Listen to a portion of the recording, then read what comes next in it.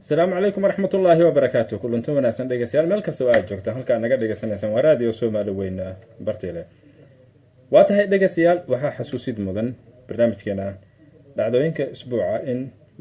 aan maanta kaga hadli doono haduu eeba idmo. Waxa maalmahan oo khilaaf xoogan ka dhex jira dowlad goboleedka Galmudug. Khilaafkaas oo sababay in qaar ka mid ah golaha baarlamaanka ee Galmudug ee xilkii ay sheegteen inay ka qaadaan madaxweynaha Galmudug halka qaar kalena ay sheegteen inay xilkii ay ka qaadeen gudoomiyihii baarlamaanka iyo madaxweyne ku-xigeenkiiba. Arrimahaasi waxaan ka wareysan doonaa haduu ay beedmo wasiir ku-xigeenka waxbarashada ee dowlad goboleedka Galmudug oo hore u ahaan jiray wasiirka qorsheynta إلياس محمد حسين. إلياس waxaan kuugu soo dhaweynayaa radio Soomaali. Waadhawahay. إلياس waxaad inooga warantaa ka waran xaaladda Galmudug dhanka waxbarashada maadaama aad tahay wasiirka waxbarashada. Assalaamu calaykum waraxmatullaahi wabarakaatu. Marka hore waxaan hawada ka salaamayaa dhageystayaasha Soomaali weyn radio Soomaali weyn meel walba dunida ay ka joogaan. marka labaad waxaan aad ugu faraxsanahay inaan wareysigan aan kala qayb qaato Soomaaliyeed dhinaca waxbarashada Galmudug waxay la siman tahay ama la mid tahay xaaladda adag ee waxbarashada ee maanta ee Soomaaliya ay ku jirto ru'aantii burburkii dowladdii siyaad bare kadib iyo dagaaladii sokeeyay oo wadanka ka dhacay wuxuu keenay in waxbarashada Soomaaliya ay dadku waxbaranayaan inuu aad hoos u dhaco. Soomaaliya hadda tirada guud oo dadka ardayda daadii waxbarashada joogto ka soo qaad 6 jir ilaa iyo 16 jir oo wax barata kama badna 30% tirada guud Soomaaliya 70% dhalinyarada daadaas ah waxbarasho ma haystaan. marka gobolada way kala badan yihiin waxa laga yaabaa Puntland iyo Somaliland inay tira ahaan gaari karaan 40% iyo 45 meel oo kale gaari karaan tirada laga yaabaa laakiin celcelis ahaan Soomaaliya in kala fiirsho dadka iskuulka aado 30% ayaa caruurta daadi waxbarashada joogta iskuulka aado Galmudug tira ahaan celcelis ahaan ardayda iskuulka aado kama badna 20%. inta kale jaanis waxbarasho ma haystaan 20%ka sidoo kale waxaa ka mid ah Soomahan ahlu sunnana waa ka mid yihiin Galmudug aan leeyahay ahlu sunna wax walba ku jiro ma garatay maxaa yeelay anaga tirkoobka guud waxaan haynaa deegaanadaas oo dhan oo na hoos yimaado Galguduud iyo Mudug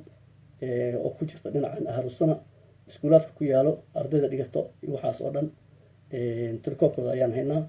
marka runtii tirada iskuulka ardayda aado aad bay u jirtahay deegaanka waxaa lagu qiyaasaa dadka degan 1 milyan iyo 200 kun oo qofood waa statistic ay sheegtay wasaaradda qorsheynta ee wasaaradda waxbarashada ardayda iskuulka aadana ma dhama 3 kun oo arday marka waa tiro runtii aad u yar oo u baahan in wax badan laga qabto sabab badan aan keeni karo sawaasi oo ardayda ay waxbarashada aynan aadin waxa uu sabab ah dadka deegaanka degan ay inta badan oo iska reer guura dadka 70% waxa oo la dhaqato oo miyigi magaalin waxbarashadii midda labaad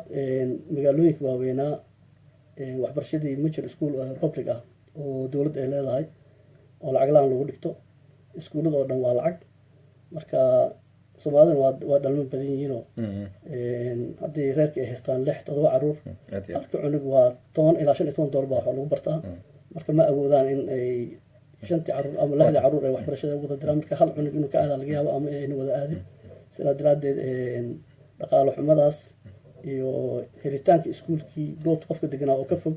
ayaa waxay keenaysaa in dadka iskuulka aaday ay aad u yiri waa gartay 20% kaas ma jirtaa caawimaad idin ka soo gaaro dowladda federaalka ka noqoto scholarship ama waxyaabaad kaleba ma jiraan oo saaciidaad ma ka heshaan wasaaradda waxbarashada ee dowladda federaalka?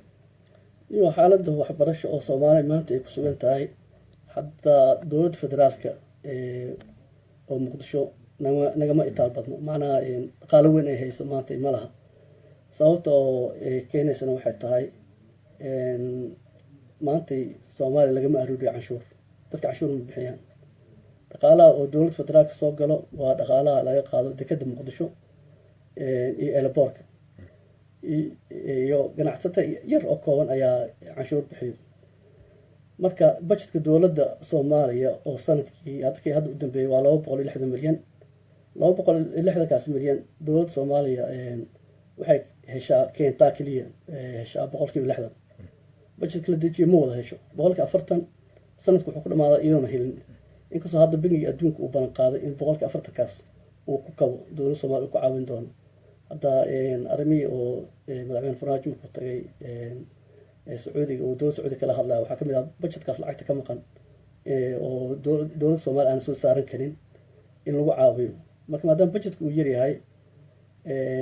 hadda wadamadan Sweden ma ogi, laakiin dunta ka maqnaaye waxbarashada budgetka dowladda oo keen waa 260 milyan, laakiin waa milyuumaad dollar waaye, bilyan dollar waaye kan oo dowladda Sweden iyadoo saas tahay ayaa 8% ilaa 10 ayaa waxaa la geliyaa waxbarashada la geliyaa. waa lacag aad u badan. waxaa laga yaabaa budgetka soomaaliya wax u dhigmo inay geliyaanba waxbarashada geliya dowladda Sweden. marka aniga 160kaas oo dowladda soomaaliya hesho ayaa budgetka loogu talagalay waxbarashada loogu talagalay ayaa 3%. waa lacag aad u yar. 3%daasi ayaa wasaaradda federaalka soomaaliya ma hesho badanaa. marka haddaad tagtid wasaaradda waxbarashada soomaaliya aad tagtid inay iskuul caawiso ama macalin mushaar ka bixiso ka daaya, waxaa ku adag mararka qaarkood shaqaaleed mushaaraadkooda inay hesho. oo mararka qaarkood waxaa dhacdo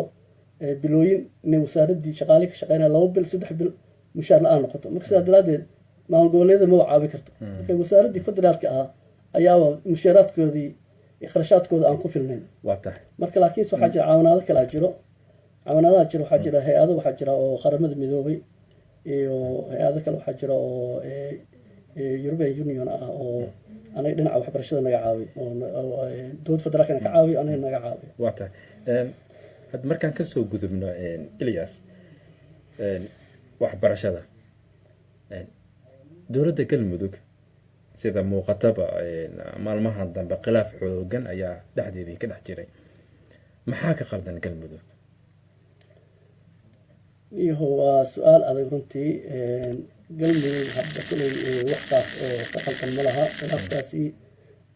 wuxuu ka dhashay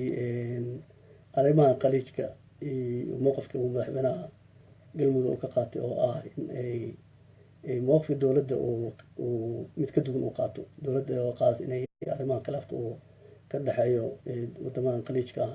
sacuudiga iyo imaaraadka oo dhinac ah iyo qatar oo dhinac ah, dowladda federaalka ay ka qaadatay inay dhexaad ka tahay. dhexaadkaasi ayaa madaxweynaha galmudug wuxuu u arkay in mid oo dadka deegaanka dan ugu jirna inay tahay, sidii ay u arkeen maamul goboleedyada kale Puntland iyo koonfur galbeed iyo Jubbalandba. in oo mowqifkaas laakiin lagama hayo koley hadda urura ku mideysta ku wada midoobeen maamul goboleedyadii koley aragti ahaan aragtidaas way ka wada mideysan yihiin saan ila tahay. marka mowqifkaas uu qaatay ayaa waxaa khilaafay madaxweyne ku-xigeenkii iyo gudoomiyihii baarlamaankii. khilaafkii taasoo ka dhashay. dhibaatada kale oo dhalatay waxay tahay dad iskhilaafi karaan, wada hadli karaan, hadalaa wax lagu xali karaa.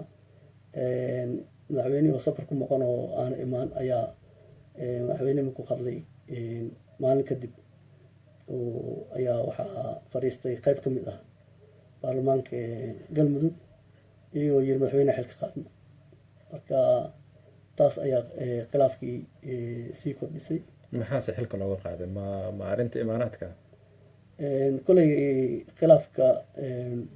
arrimahaas uu ka dhashay, laakiin xilka qaadistii naftigeeda waxay u baahan tahay sharciya u baahan tahay nidaam in loo maro. marka nimanka xildhibaanada ah go-aankaas koley anis ila tahay way ku yara degdegeen. waxaana kasii daran dowladda federaalka oo saacado kadib tiri waa aqoonsanay oo waa ixtiraafnay xilka qaadistii lagu sameeyey madaxweynaha. taas ayaa arrintii murjisay. waxay ahayd dowladda federaalka in maadaama ay tahay hooyadii aabihiiba oo dowladnimada soomaaliya mas-uuliyad ugu sareysa iyaga hayaan in ay arrintaas ka fiirsasho weyn ay sameeyaan sida arrintii markay ka dhacday hirshabeelle isku markii mowqifkii baarlamaanka maynan taageerin dowladda federaalka maalmay sugtay wafdi waxay u dirtay oo wasiirka arrimaha gudaha juxa hogaaminayo wuxuu sameeyey baaritaan oo johor uu ku sameeyey uu la kulmay madaxweyne ku-xigeenkii iyo guddoomiyihii baarlamaankii kadib markuu soo noqday iyo wuxuu yiri wixii meesha aan kusoo arkay wuxuu si xalaalo u dhacay oo doorashada madaxweynihii cusuble waa laga qaaday laakiin tan galmudug wax baaritaan sameeyey malaha wafdi dowladda federaalka meesha imaaday malaha wax oo wixii meesha dhacay iyadoona xoog ogaal u inay dowladda federaalka saacado kadib go-aankii baarlamaankii iska qaateen taasaa arrintay sii murjisay waa usoo laabanaynaa midda federaalka laakiin baarlamaanka galmudug inuu shiray go-aanka dowladda ee qaadatay oo ah in ay dhexdhexaadka ka noqotay dowladaha carabta ee is haysto baarlamaanka galmudug ama gorihii wasiirada inta fadhiisteen go-aamo ma soo saareen ama dowladda ku taageerayaan go-aankii dhexdhexaadka ee qaadatay ama ay kaga soo horjeedaan mise geele isaga ayaa go-aanka iska qaatay waayo horta golaha wasiirada madaxweynaha ka yimid kitiisay ku taageereen oo mowqif madaxweyne ay ku taageereen golaha wasiirada baarlamaankana uma wada dhamo qeyb baarlamaanka ka mid ah ayaa aragtida madaxweynaha oo go-aanku qaato u mucaaraday kuwa ayaa waxay sheegtay in madaxweynihii ay rideen marka baarlamaankana qeyb ka mid ah madaxweynehay la socdaan qeybna aragtidaas ay taageereen oo dhexdhexaadnimada oo dowladda federaalka iyagoo weli yiri madaxweynihii xilka waa ka qaadnay waa tahay marka maxaa xal u ah maadaama galmudug maanta laba tahay kala qaybsan tahay adigana wasiirkoodii aad tahay oo maanta aad nala joogtid galmudug xagee u socotaa maxaa xal ah iyo xalka ugu weyn aniga waxaan aaminsanahay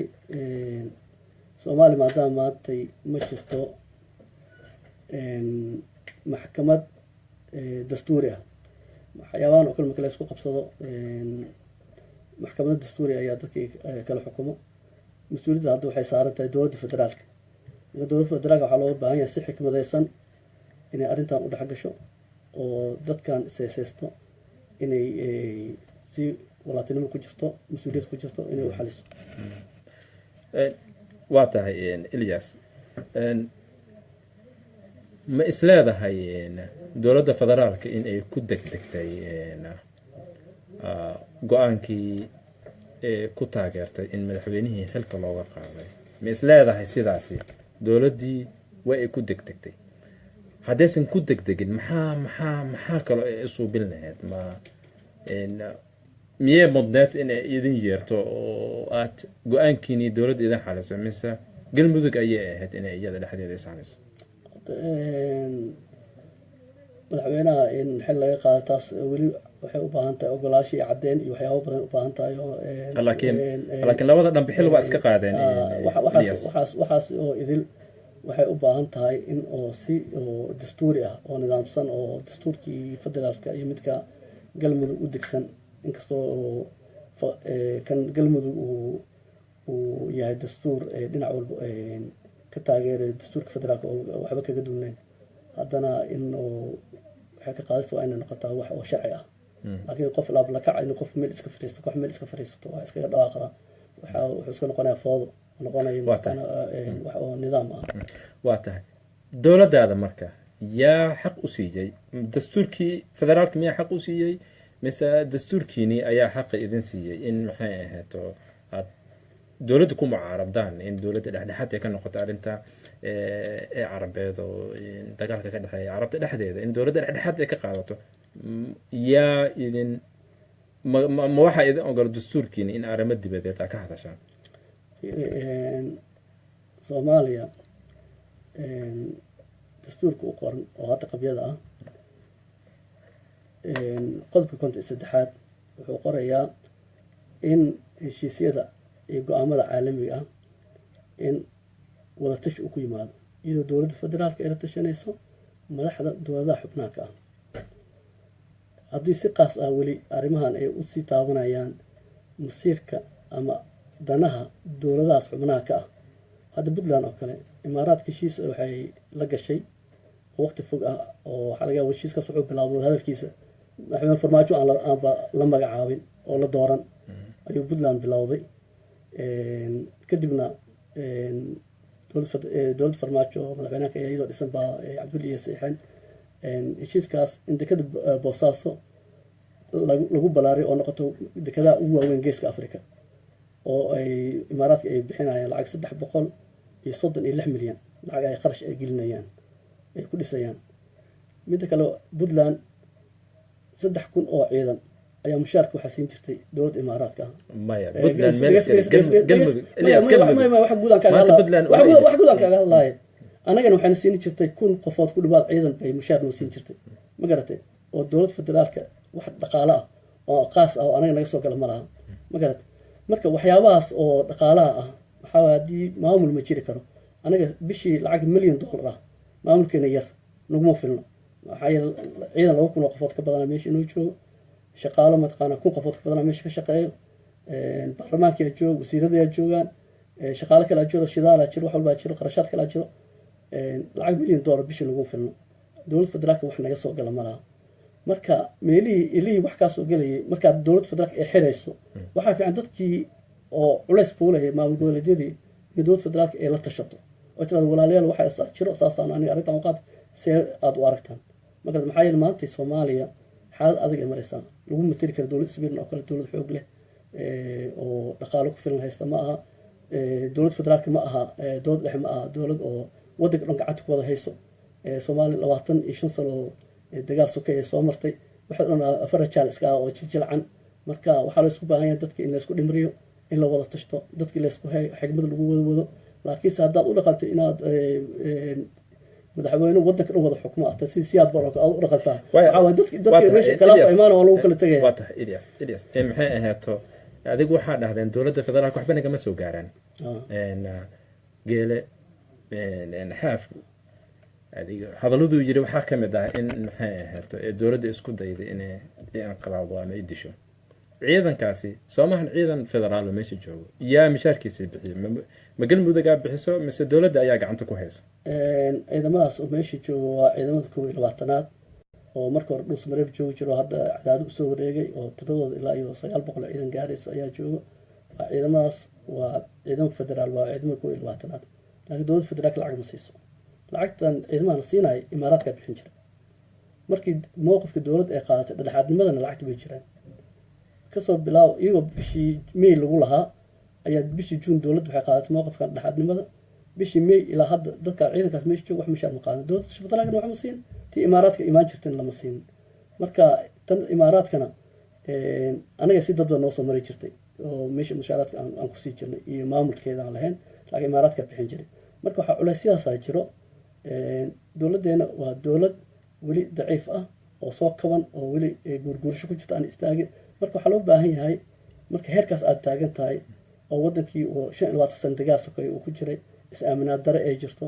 in waxaa loo baahan yahay qofka mas'uulka ah inuu yahay qof miisaami karo xaaladda waddanka ay ku jirto marka maamul goboleedyadan dhisan waxay garab u yihiin dowladda federaalka ma garatay waa qarannimada Soomaaliya ay buuxinayaan marka waxaa loo baahan yahay in oo la isla tashto in oo waxyaabaha masiiriga ah in oo si walaatinimo ku jirto xushmad ku jirto in oo lagu wada gaaradi kara khilaaf dhalanay waa tahay Ilyas waan